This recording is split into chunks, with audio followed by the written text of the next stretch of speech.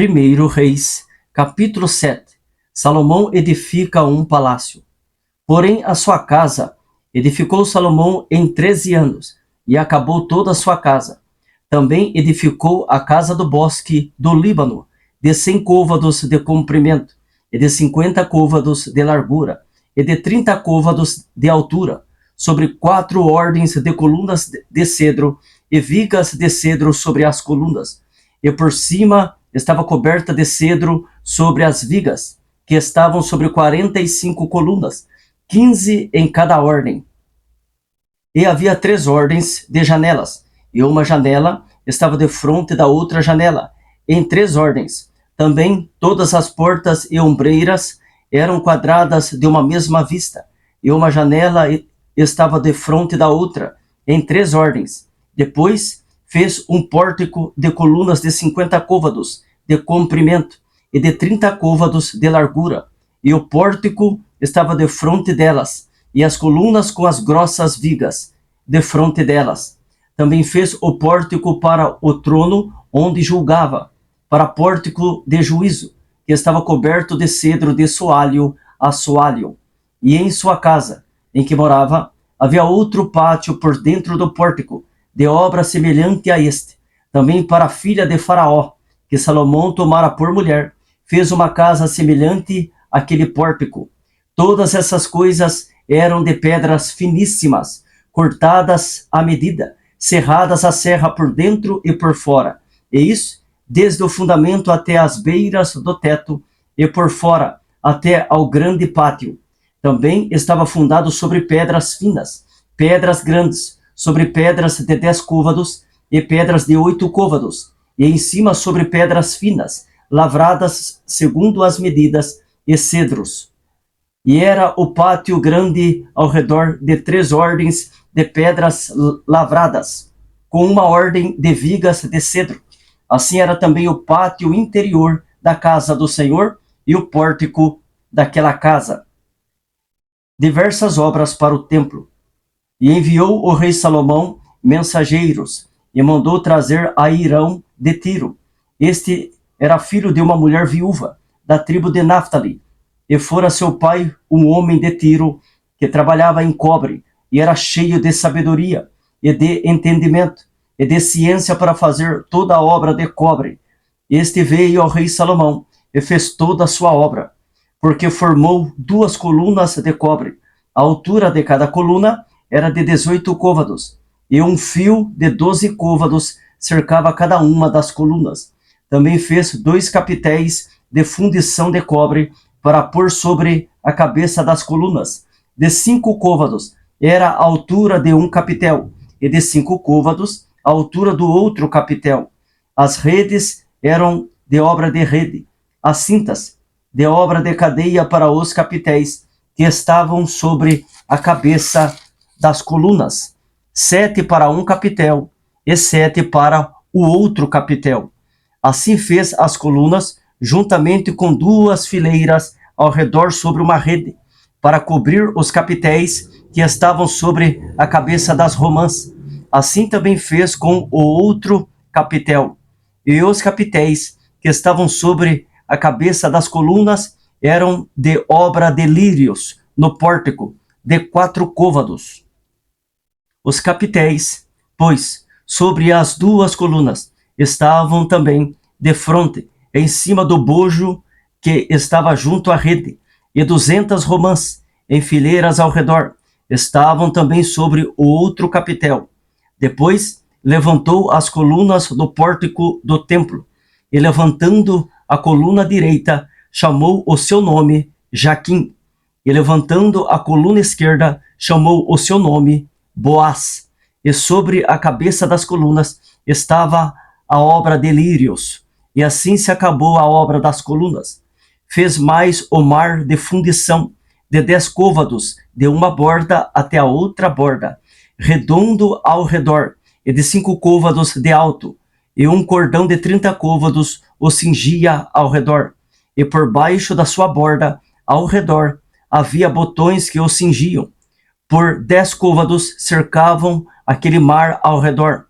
2 ordens desses botões foram fundidas na sua fundição, e firmava-se sobre 12 bois, 3 que olhavam para o norte, e 3 que olhavam para o ocidente, e 3 que olhavam para o sul, e 3 que olhavam para o oriente, e o mar em cima estava sobre eles, e todas as suas partes posteriores para a banda de dentro, e a grossura era de 1 palmo, e a sua borda como a obra da borda de um copo, ou de flor de lírios.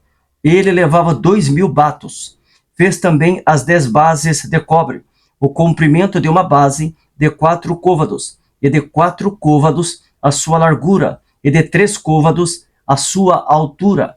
E esta era a obra das bases.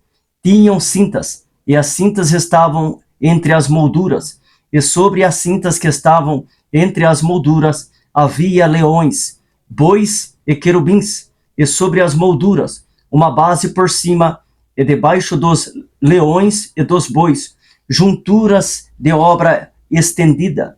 E uma base tinha 4 rodas de metal e lâminas de cobre, e os seus 4 cantos tinham ombros. Debaixo da pia estavam estes ombros fundidos, da banda de cada uma das junturas, e a sua boca estava dentro da coroa, e era de 1 côvado por cima, e era a sua boca redonda, segundo a obra da base, de côvado e meio. E também sobre a sua boca havia entalhas, e as suas cintas eram quadradas, não redondas, e as 4 rodas estavam debaixo das cintas, e os eixos das rodas na base, e era a altura de cada roda de côvado e meio, e era a obra das rodas como a obra da roda de carro, seus eixos, e suas cambas, e seus cubos, e seus raios, todos eram fundidos. E havia 4 ombros aos 4 cantos de cada base. Seus ombros saíam da base, e, no alto de cada base, havia uma altura redonda de meio côvado ao redor.